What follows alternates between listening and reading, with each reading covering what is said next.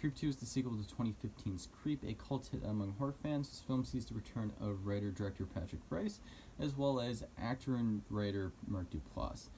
The story this time centers around another filmographer looking for work, only to stumble into another one of the serial killer's traps. Now, back in 2015 when I saw Creep, I thought it was an enjoyable movie. It was an effectively creepy film that used the found footage aspect to its advantage, and although I never got too many more viewings out of the film, I still enjoyed it for what it was, and was looking forward to seeing where the series was going, as Patrick Brice and Mark Duplass had proposed a trilogy centering around Mark Duplass's character. Immediately at the start of this film, I was worried that it was just going to be a rehash of the previous one. However, the story went in a direction I didn't think it would. Mark Duplass's character, whose name is Erin this time around, hires a new filmographer, Sarah, and she is a character that's down on her luck. Basically, she's creating this YouTube series on YouTube that's going nowhere. It's about weird ads online, and so she takes up Erin's offer to come out and film him as her one last hurrah to end the series as a whole. Mark Duplass's character this time around is completely unhinged. Gone is the calm, cool, and collected sociopath that we knew from the previous film. Here, he is just much more blunt and very aggressive right from the start of the film.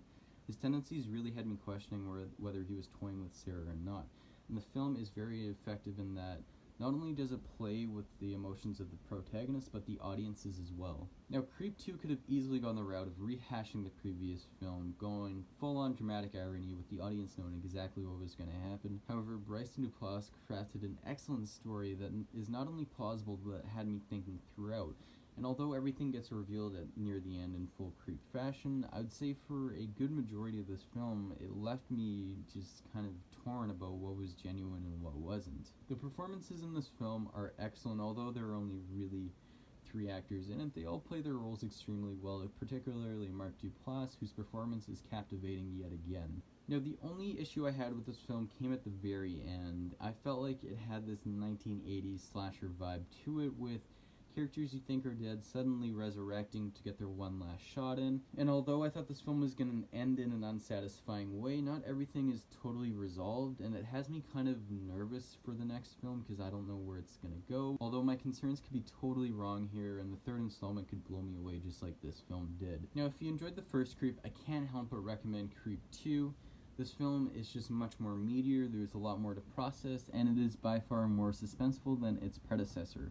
However, if you are a newcomer to this series, I do recommend checking out the first Creep just to get the full experience.